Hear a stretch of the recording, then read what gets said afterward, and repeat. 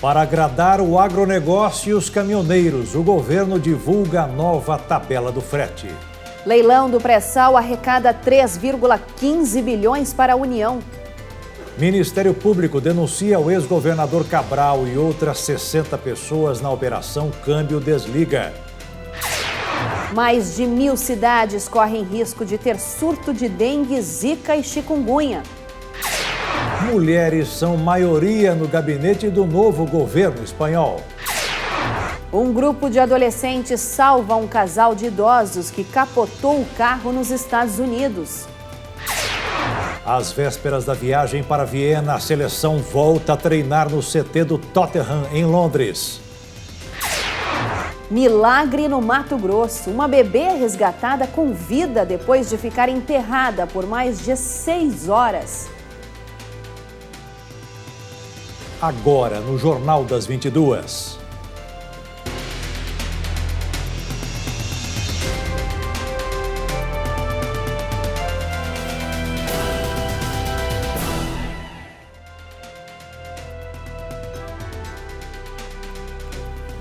Olá, muito boa noite. Boa noite. A Agência Nacional de Transporte Terrestre divulgou a tabela de preços dos fretes para o transporte de cargas no país. A tabela do frete foi um dos principais pontos discutidos no acordo entre governo e caminhoneiros. Após muita pressão, principalmente dos setores agrícola e da indústria, a Agência Nacional de Transportes Terrestres divulgou hoje a nova tabela de preços do frete. Os custos com o transporte irão cair 20%, segundo o ministro Walter Casemiro. Mesmo com os cortes, as empresas reclamam que as mudanças não são suficientes e já ameaçam entrar com várias ações contra o tabelamento. Numa coletiva mais cedo, Walter Casemiro informou que a demora na liberação da tabela aconteceu pois a ANTT previu valores apenas para um tipo de carga.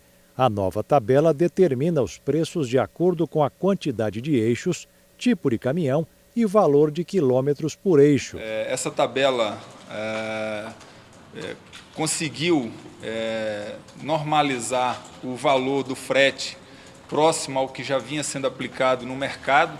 O ministro não descarta mudanças que só ocorreriam em casos específicos. Walter Casemiro, mesmo sabendo que muitas entidades representantes de empresários do setor agrícola e industrial sejam contra a MP, é taxativo.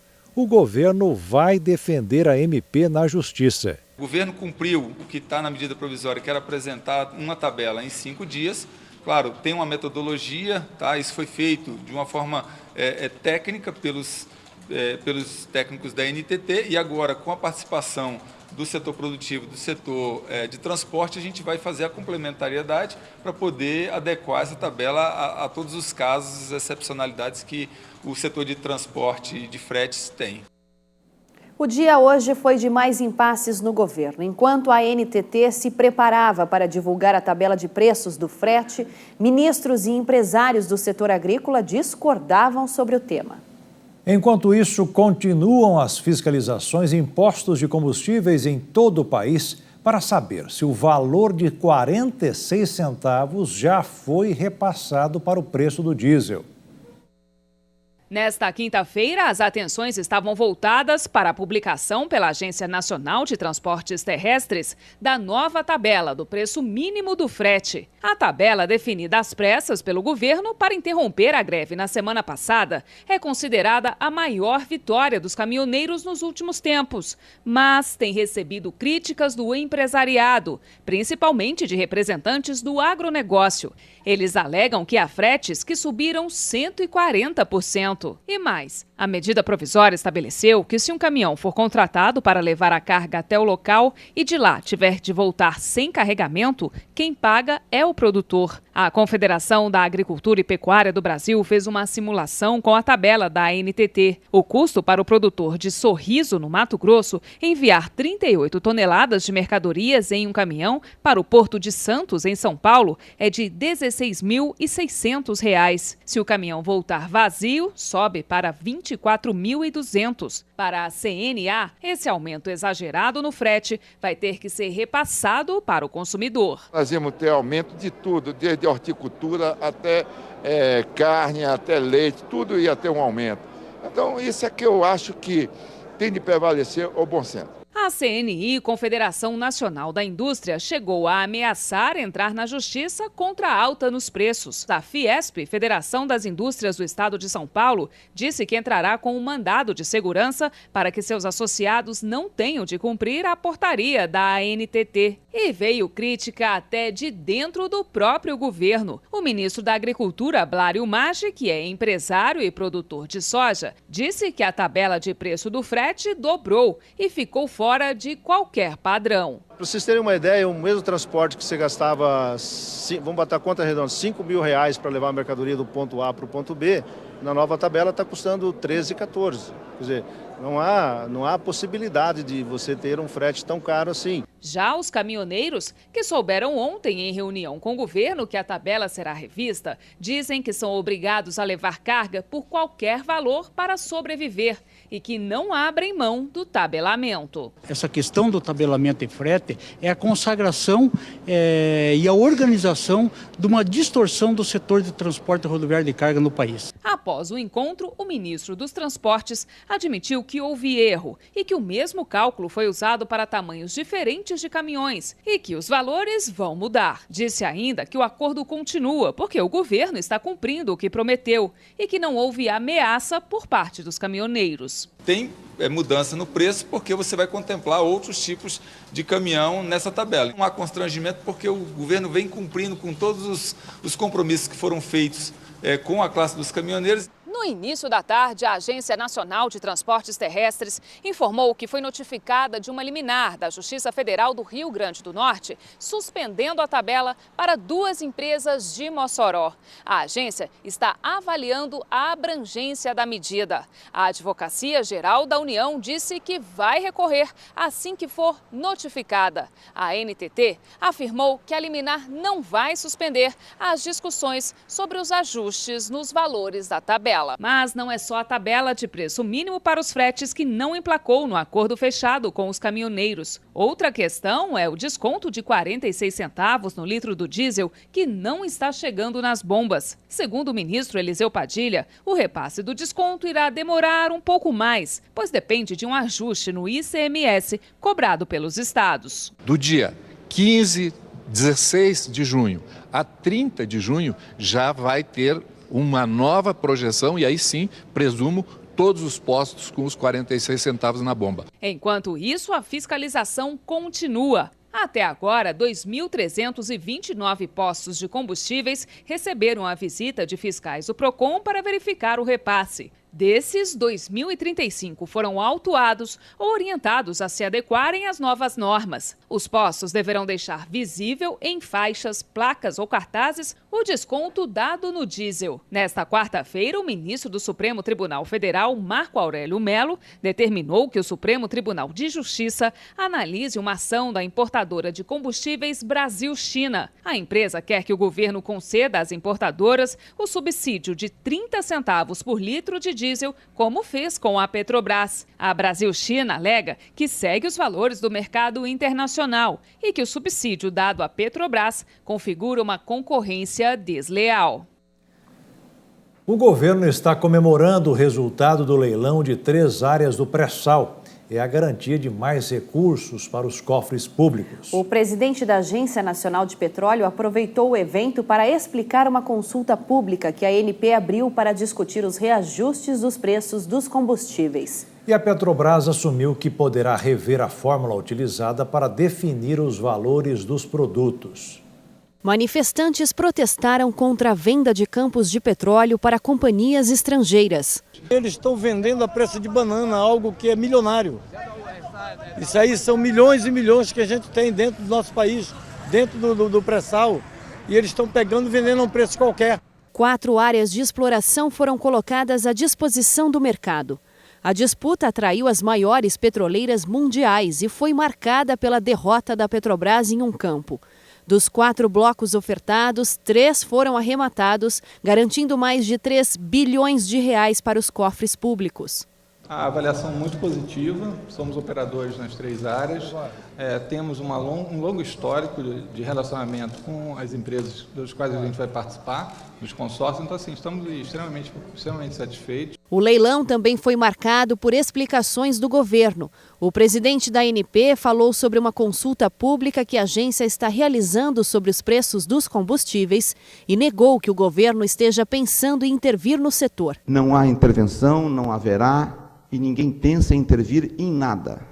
Formação de preços no Brasil continuar sendo livre. A ANP não interfere e jamais irá interferir na indústria. Em nenhum momento houve qualquer questionamento e haverá qualquer questionamento da nossa parte quanto à liberdade que a Petrobras e todos os demais atores que trabalham no mercado brasileiro têm e continuarão tendo para a formação de preços.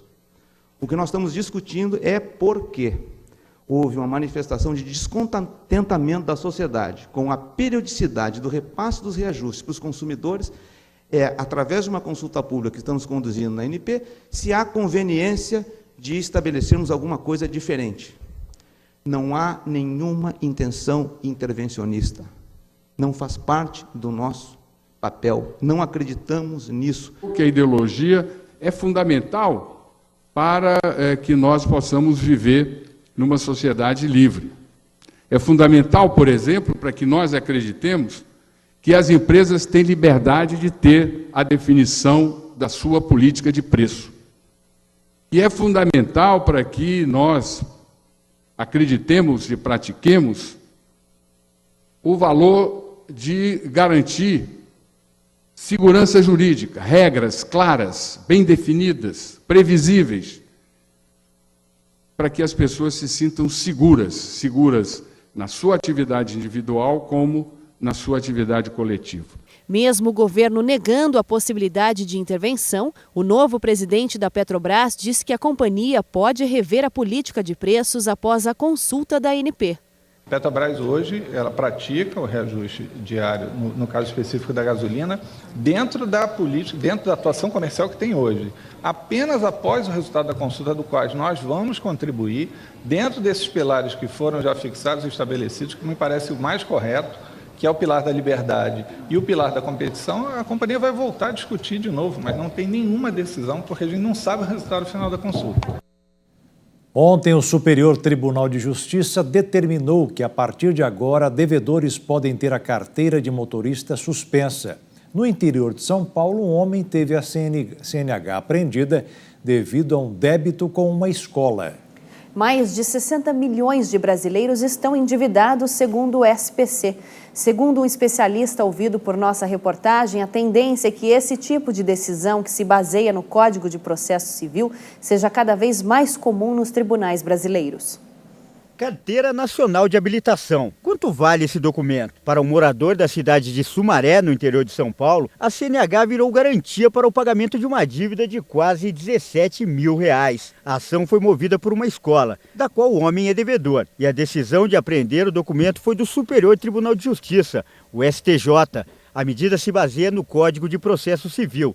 O texto prevê a adoção de formas atípicas de cobrança. Essa decisão se baseia no artigo 139, inciso 4 do CPC, que possibilita aos juízes tomarem medidas atípicas, ou seja, não previstas em lei, em relação a devedores. O Tribunal de Justiça, no entanto, garantiu o direito de ir e vir do devedor. O passaporte dele também havia sido apreendido, mas acabou liberado.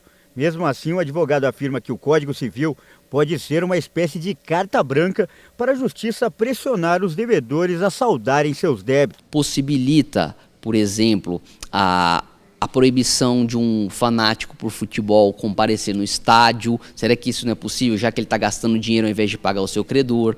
Pode também, por exemplo, penhorar milhas de companhias aéreas. Por que não? É uma medida atípica, é uma norma aberta. Então, foi a primeira decisão dentre inúmeras outras hipóteses que podem acontecer. E num país com mais de 60 milhões de devedores, segundo dados do Serviço de Proteção ao Crédito, a decisão do STJ causou bastante polêmica. Nas ruas, as opiniões se dividiram. Isso não existe, essa possibilidade. Acho que isso é inconstitucional, né? Não faz sentido. Eu acho meio, assim, radical, né? Radical. Acho que deve ter outros meios para cobrar essa dívida. Eu sou a favor da legalidade. Se isso está dentro da legalidade, eu sou a favor. Se a jurisdição disse que é viável. De acordo com o especialista, essa medida tem como objetivo atingir um perfil bem definido de devedor.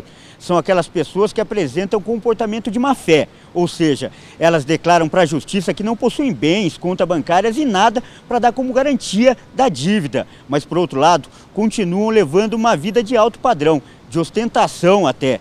Para não ser enquadrado nesse perfil, o especialista recomenda: é sempre importante demonstrar o interesse de pagar a dívida. Então a primeira coisa que a pessoa tem que pensar, o devedor, eu sou um devedor transitório, eu tenho que demonstrar meu interesse de pagar. Então faça uma petição, peça uma audiência, sugira uma forma de parcelamento que caiba no seu bolso, demonstre o interesse em quitar o seu débito. Isso vai afastar qualquer tipo dessas medidas atípicas e uma eventual má surpresa para você. E veja a seguir, o ministro Gilmar Mendes vota pela proibição da condução coercitiva e julgamento é suspenso. E ainda, Príncipe William visita a seleção da Inglaterra antes de amistoso contra a Costa Rica.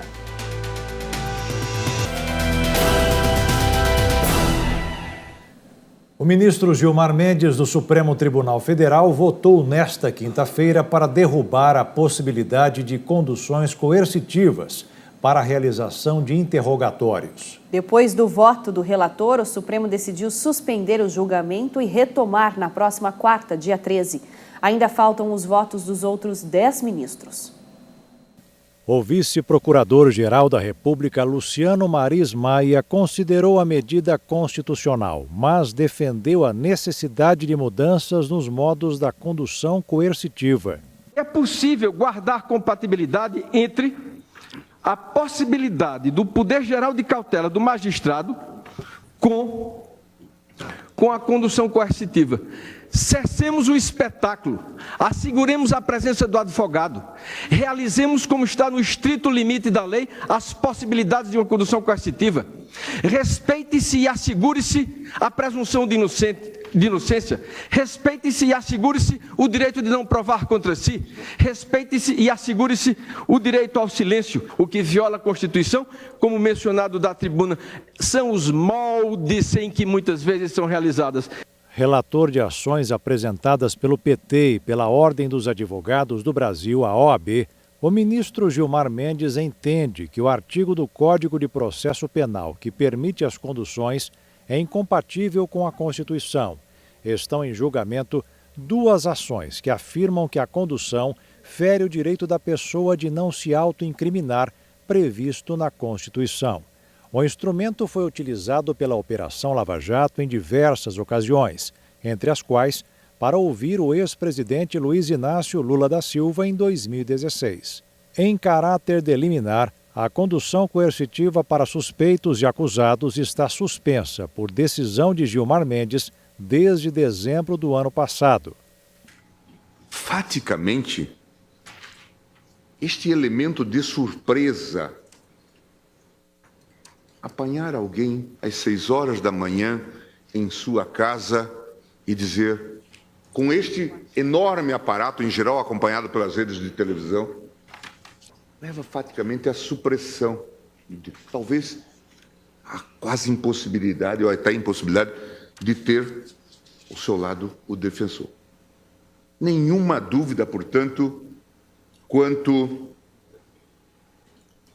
à necessidade de refletir também sobre esse aspecto. Numa crítica com o endereço certo ao juiz federal de segunda instância de Curitiba, Sérgio Moro, mas sem citar nomes, Gilmar Mendes também afirmou que juízes não podem ser integrantes de força-tarefa. Nesses casos de operações e força-tarefa, nós temos que refletir criticamente, sobretudo sobre o papel de juiz na força-tarefa. Pode até haver força-tarefa da polícia e do Ministério Público. Isso não pode ocorrer. Se isso passa a ocorrer, nós temos uma distorção. Juiz não faz parte de força-tarefa. Gilmar Mendes votou, no entanto, para manter a validade dos processos nos quais foram realizadas conduções coercitivas até dezembro do ano passado, quando ele concedeu uma liminar para suspender o artigo. Estou convencido, presidente, que o caso dispensa que se avance no sopesamento dos interesses em conflito. É possível afirmar, mesmo em abstrato, que a condição coercitiva para interrogatório é ilegítima. Depois do voto do relator, o Supremo decidiu suspender o julgamento e retomar no próximo dia 13. Apenas uma correção, falei há pouco, o juiz Sérgio Moro de segunda instância. Não, ele é de primeira instância de Curitiba. O Ministério Público Federal denunciou 61 pessoas na Operação Câmbio-Desligo, desdobramento da Lava Jato no Rio de Janeiro. O grupo é acusado por formar uma organização criminosa desde a década de 1990 e que promoveu evasão de divisas e lavagem de dinheiro.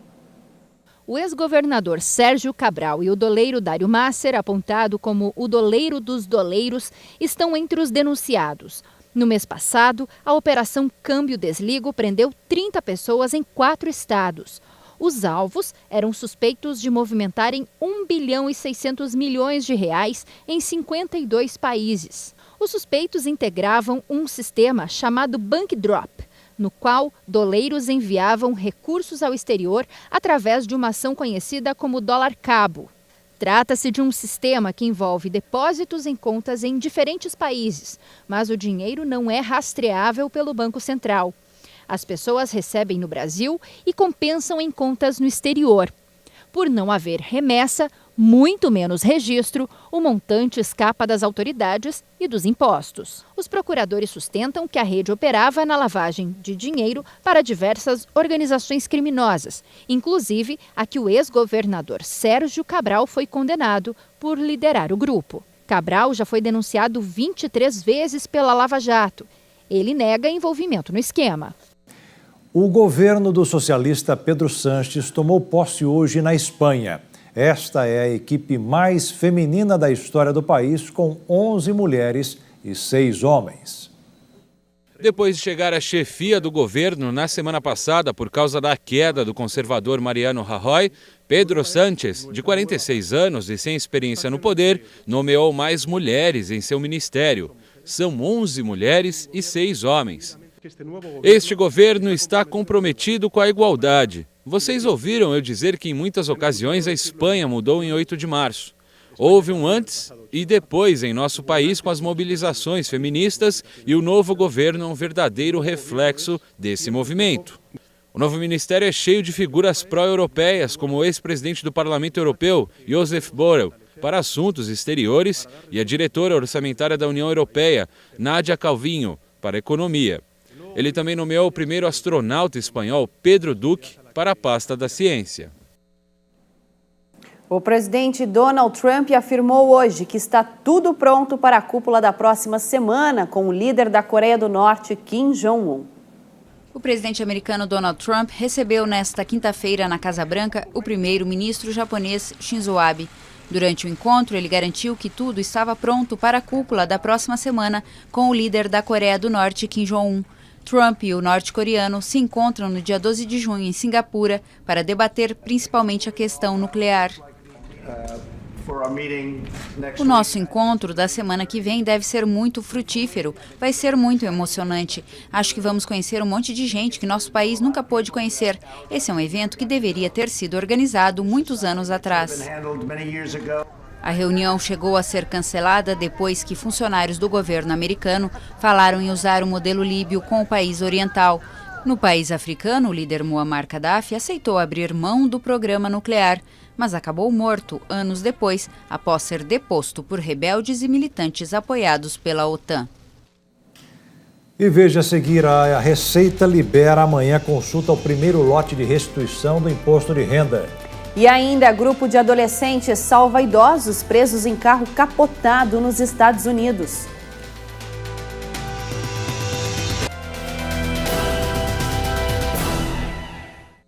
O ministro Edson Fachin, do Supremo Tribunal Federal, negou a quebra do sigilo telefônico do presidente Michel Temer, mas autorizou a medida para os ministros Eliseu Padilha, da Casa Civil, e Moreira Franco, de Minas e Energia, ambos do MDB. A quebra do sigilo foi pedida pela Polícia Federal no âmbito do inquérito que apura o suposto pagamento de propina de 10 milhões de reais pela Odebrecht, quando o MDB comandava a Secretaria de Aviação Civil.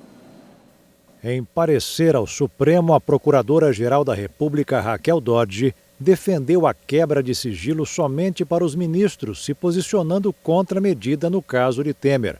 Para Dodge, ainda não há indícios que vinculem o presidente diretamente ao caso. A Polícia Federal queria a quebra do sigilo do presidente, alegando que a medida possibilitaria verificar informações apresentadas nas delações da Odebrecht. Em depoimento, o ex-executivo Cláudio Melo Filho afirmou ao Ministério Público Federal que Temer pediu em 2014 10 milhões de reais a Marcelo Odebrecht. Segundo Melo Filho, quando Temer ocupava a vice-presidência da República, ele compareceu a um jantar no Palácio do Jaburu com a participação de Marcelo Odebrecht e do ministro Eliseu Padilha. Ainda de acordo com o delator, neste encontro, Temer solicitou direta e pessoalmente a Marcelo Odebrecht apoio financeiro para as campanhas do MDB em 2014. Sobre esse assunto, o presidente já admitiu que houve o jantar, mas sempre disse que não falaram de valores. O inquérito investiga esse suposto pagamento de propina pela construtora na Secretaria de Aviação Civil, quando a pasta foi comandada pelo MDB. Esta foi a primeira vez que houve um pedido de quebra de sigilo telefônico em uma investigação que envolve o presidente. A defesa do ministro da Casa Civil, Eliseu Padilha, disse que ele não irá comentar o assunto e, se for o caso, se manifestará apenas nos autos. Já a defesa do ministro das Minas e Energia, Moreira Franco, disse considerar a medida desproporcional, já que, segundo os advogados, não há nenhum elemento que a justifique. Também disse esperar que os dados telefônicos permitam, numa investigação imparcial, comprovar a inocência do ministro. E o mesmo Edson Fachin, do STF, deu aval para que a Procuradora-Geral da República, Raquel Dodge, avalie se houve omissão na delação premiada do ex-senador Delcídio do Amaral. Na decisão, o ministro afirmou que é legítima a nova análise do acordo, uma vez que isso está previsto na lei que regula as delações. No fim do mês de maio, Dodge informou ao ministro Edson Fachin que queria apurar se houve omissão e disse que estudava abrir um processo de revisão da colaboração de Delcídio. De acordo com a procuradora, quando fez a delação em março de 2016, Delcídio não relatou o repasse de propina pela Odebrecht a Blairo Maggi, atual ministro da Agricultura, e ao deputado federal Zeca do PT, do Mato Grosso do Sul, durante a campanha eleitoral de 2006. Fato que apresentou somente no fim do ano passado. Para Fachin, é legítima a reanálise por parte da Procuradoria-Geral da República. O ministro autorizou a reunião de documentos do processo e determinou que os autos sejam analisados pela PGR no prazo de 15 dias. A Câmara aprovou uma proposta que prevê que clientes que desistirem da compra de um imóvel negociado na planta terão de pagar multa de até 50% do valor já dado à construtora para se desfazer do negócio. A decisão é favorável a construtoras e o texto ainda precisa ser aprovado pelo Senado. Depois de tramitar por mais de 3 anos na Câmara, os deputados aprovaram novas regras para a devolução de imóveis comprados na planta. O chamado distrato pode acontecer se o cliente desistir do negócio ou em caso de inadimplência. Agora, o texto irá para o Senado antes da sanção presidencial. O valor de 50% só não será pago se o consumidor encontrar um interessado que aceite a transferência de toda a dívida do imóvel. A multa de metade das parcelas já pagas será aplicada à maioria dos imóveis construídos atualmente no Brasil, que usam o chamado regime de afetação. O empreendimento é constituído legalmente separado da construtora, com CNPJ e contabilidade próprios. Caso o imóvel não esteja nesse regime, a multa máxima será de 25%. Se o cliente apenas devolver as chaves, será preciso ter paciência para reaver o dinheiro de volta. Caso o imóvel seja construído no regime de afetação, o cliente será reembolsado em uma única parcela até 30 dias após o habite-se, autorização para que os compradores possam ocupar o imóvel. Se o projeto não for nesse regime, a devolução do dinheiro ocorrerá em até 180 dias após a assinatura do distrato. As construtoras comemoraram. O setor argumenta que o grande volume de distratos acaba atrasando a conclusão dos imóveis, o que prejudica os bons pagadores. O texto aprovado prevê o direito ao arrependimento caso a compra seja feita em estandes de venda ou fora da sede do incorporador. E atenção contribuinte, a consulta ao primeiro lote do Imposto de Renda de Pessoas Físicas de 2018 será liberada amanhã. Veja nos destaques da economia. Os depósitos do primeiro lote do IR serão feitos em 15 de junho. Ao todo, serão pagos 4 bilhões e 800 milhões de reais para quase 2 milhões e 500 mil contribuintes. Nessa primeira etapa, a prioridade é o pagamento para idosos, pessoas com deficiência e para quem enviou a declaração no início do prazo, sem erros, omissões ou inconsistências. A consulta pode ser feita pelo site da Receita Federal na internet. E mais um setor calculou os prejuízos provocados pela greve dos caminhoneiros. Segundo a Agroconsult, o Brasil deixou de gerar 240 milhões de dólares em receita com a exportação de carne bovina. Já toda a cadeia produtiva da pecuária de corte, que envolve desde produtores até empresas de insumos, registrou perdas superiores a 11 bilhões de reais em negócios não realizados por causa dos protestos.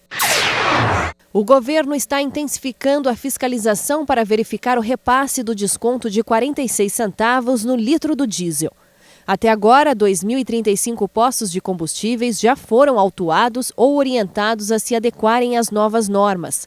Nenhum posto foi multado.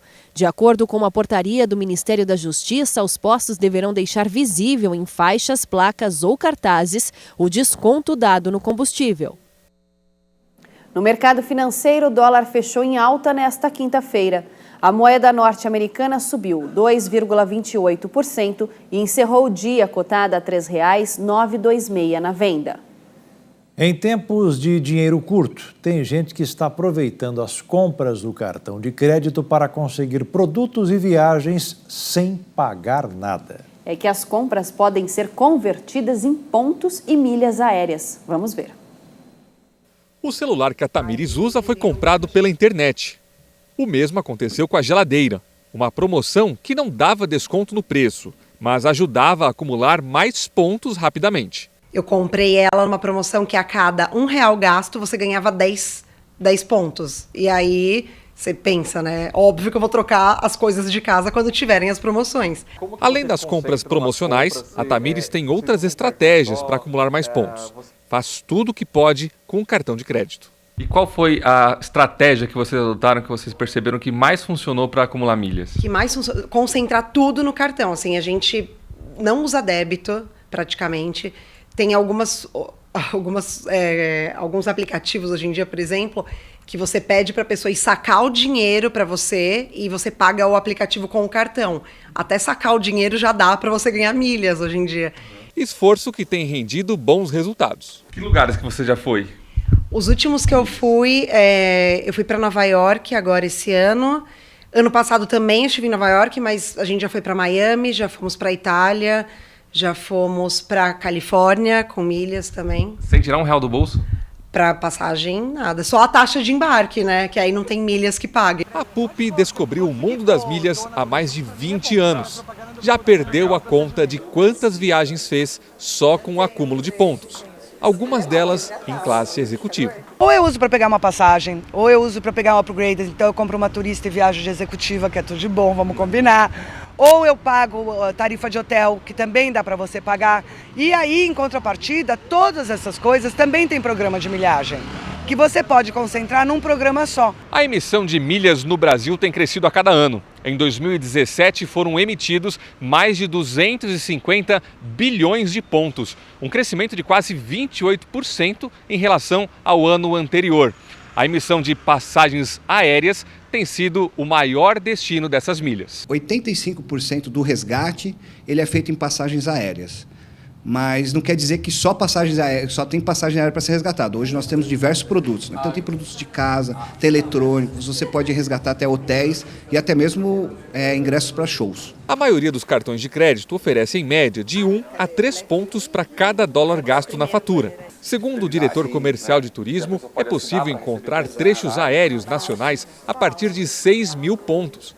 Para ele, quem não utiliza esse benefício está perdendo dinheiro. Você não muda os seus hábitos, você já consome produtos e serviços no seu dia a dia. Basta só ficar atento aos parceiros que te trazem pontos para o programa. E você resgata produtos sem gastar dinheiro. Quem não usufrui hoje está perdendo uma oportunidade muito grande. E veja daqui a pouco a impressionante história da bebê que foi enterrada viva e sobreviveu. E ainda, Pernambuco cria unidades de conservação ambiental.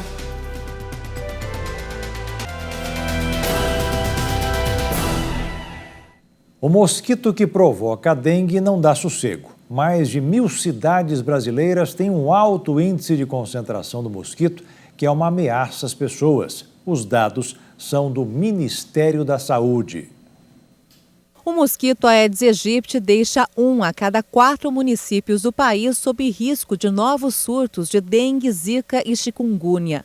Dos 4.933 municípios que o Ministério da Saúde recebeu a informação, 1.153 tinham a presença do mosquito. Os outros 2.069 estavam em alerta para novas epidemias. O Ministério alerta as pessoas a se prevenirem em relação à doença e ter o controle com os possíveis criadouros, mesmo nas épocas do outono e inverno, quando há queda nos casos de dengue. Os dados foram coletados pelo Ministério entre março e abril e devem ser divulgados esta semana. Apesar do aumento da infestação, as informações do órgão da saúde mostram que, se observarmos os dados no total, o número de casos de dengue, zika e chikungunya segue em queda no Brasil. Até o dia 21 de abril deste ano, a data dos últimos dados, o país tinha 101.863 casos prováveis de dengue que foram contabilizados. O milagre é um acontecimento extraordinário e surpreende a comunidade científica. É a expressão de fé.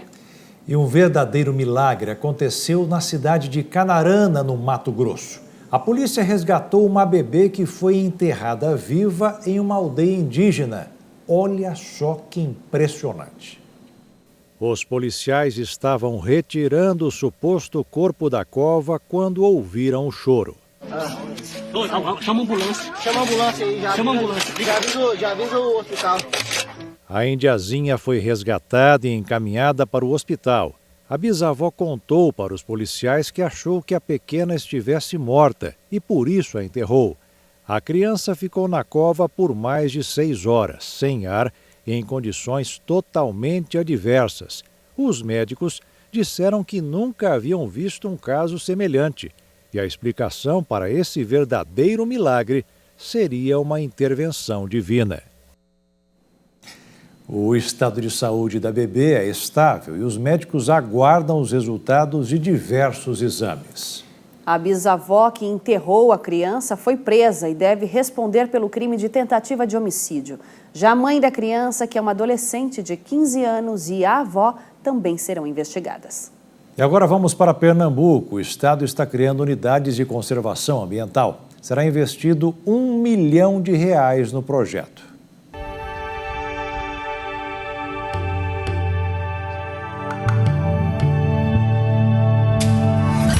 Belezas naturais e muita riqueza em biodiversidade. Este é o estado de Pernambuco, com tantas maravilhas feitas pela natureza. Mas para que tudo isso continue nos próximos anos, é preciso ter alguns cuidados. Este foi o motivo da Agência Estadual de Meio Ambiente para liberar recursos para a criação de unidades de conservação ambiental. O que o CPRH está pedindo é que eles apresentem uma proposta com a ideia de um diagnóstico, ou seja, quais são as áreas potenciais que esses municípios têm para a criação de unidade de conservação. Com isso, a CPRH, já no edital de chamamento, colocou um termo de referência anexo, onde eles só precisam complementar esse termo, fazendo as adequações necessárias para cada município. E lá tem desde a justificativa, passando até pelo valor a ser utilizado nessa proposta. Pernambuco tem hoje 82 unidades de conservação ambiental.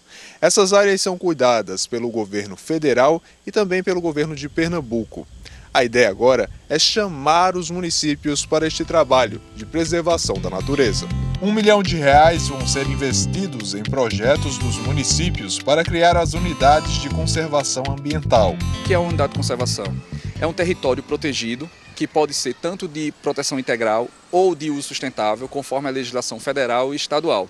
Nelas, depois de indicada a categoria, a gente pode verificar o que pode ser feito dentro dela, como, por exemplo, pode ser uma reserva extrativista, pode ser uma área que tenha contemplação, pode ser uma área que também tenha ecoturismo. Então vai depender muito da especificidade de cada unidade ou de cada proposta que chega a CPRH. Nos projetos, os municípios devem apresentar à Agência Estadual de Meio Ambiente as características do local onde vai ser a unidade de conservação ambiental. A unidade de conservação ela tem que ter algo que chame para ser uma unidade de conservação. Algumas vezes, como foi colocado por você, é uma nascente importante, é um animal que reside ali endêmico ou uma área de diversidade mesmo, com floresta, com recurso hídrico e com animais que faz com que aquela área seja contemplada com uma unidade de conservação. Para o diretor-presidente da CPRH, Pernambuco tem hoje uma necessidade de se preocupar ainda mais com a natureza. E por isso é preciso pensar nesses projetos. A ideia é estimular esses municípios a criarem essas unidades de conservação. Foi pelo fato da gente sentir que a gente precisa melhorar ainda mais a gestão ambiental dentro do estado.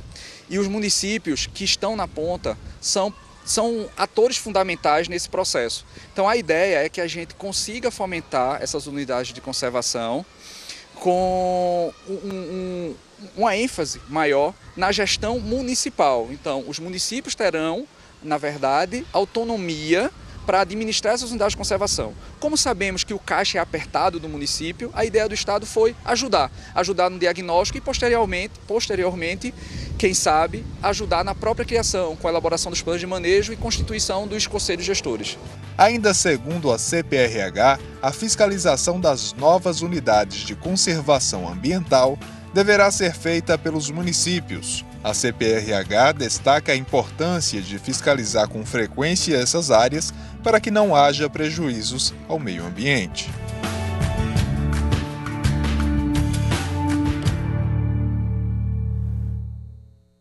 E o Jornal das 22 termina aqui. Uma boa noite para você e até amanhã. Boa noite, fique na paz. Tchau.